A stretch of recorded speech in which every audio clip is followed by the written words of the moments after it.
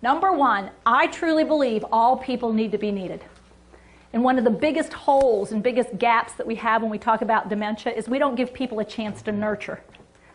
We take all that away from them. We want them to be entertained. It's like living the rest of your life on a cruise ship, where you eat and you hang out, and you eat and you hang out. And I will tell anybody who's been on a cruise ship, raise your hand if you've ever been on a cruise ship, the first several days, if you've had a real busy life before then, it's kind of cool. I mean, it is. It's sort of like vacation. And then all of a sudden it hits you. It's like, well, shit, I'm done with this. What can I do? I mean, and you start, you're like, well, what am I going to do? I mean, I've done all that stuff. I already did that. I did that before. And yet there are some people who are like, I could be on the cruise ship forever. You know, there are a few people. It's not that many, though. Because after about the 10th day of the cruise, how many of you, when you get back, are like, okay, I'm ready to get off the boat now. This was great. Thank you very much. How many people spent more time on the port of calls as time went by? At first, it was like, you know, I'm not going to get off the ship. But then it got to be, okay, I'm getting off the ship. I'm tired of this ship. I want to get off and do something different. What I'll tell you, when you have dementia, people have that experience a lot, where it's like, okay, this is enough. I want to get back to my life. I want to get back to how it was before. See, I'm an important person. I'm not just somebody on a cruise ship. I ran companies. I did stuff. You don't understand. I have a family. I can't just hang out here forever. And imagine if at the end of this conference, instead of going home, we said, okay, well, your room is right over here.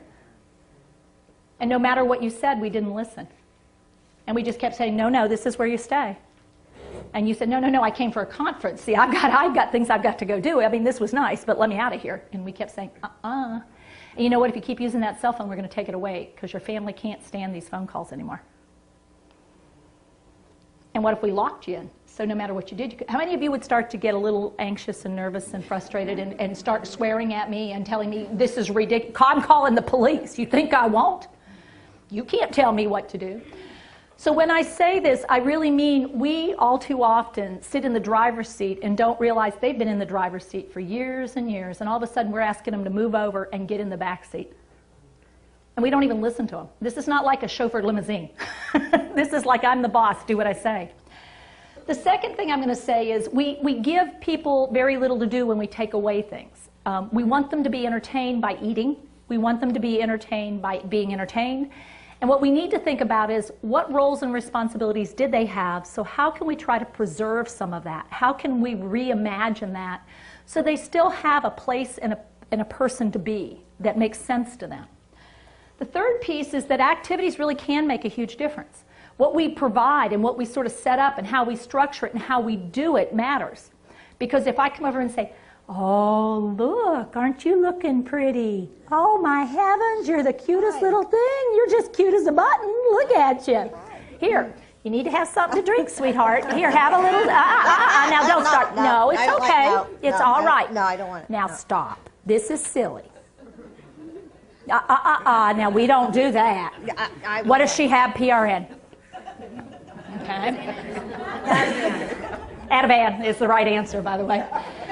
Unfortunately, I mean, that's the most common one. And then finally, what I'll say is we need to provide the just right challenge here. And if you're not doing it just right, it's not going to be successful. So, Cindy, hey, how are you doing this morning? Let me put this down. I've got too many things in my hand, don't I?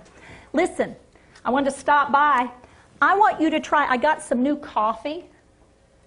Give it a try. Try it. Cheers. See what you think. Try it. How is it? Pretty good?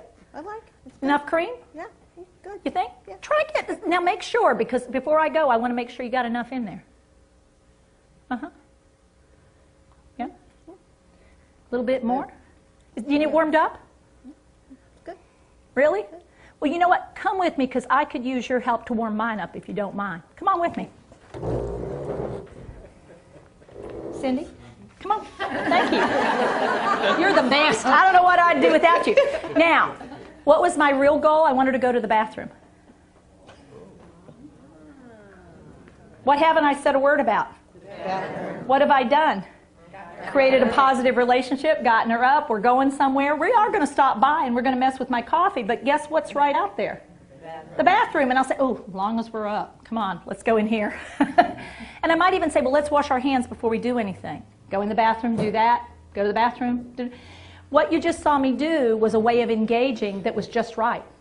What I was doing before was making her feel less. And this time it was basically engaging. I was a partner with her. And when we did it together, I brought my coffee, she had her coffee. I actually had a thing of water to the side in case she didn't want the coffee. Well, try this instead.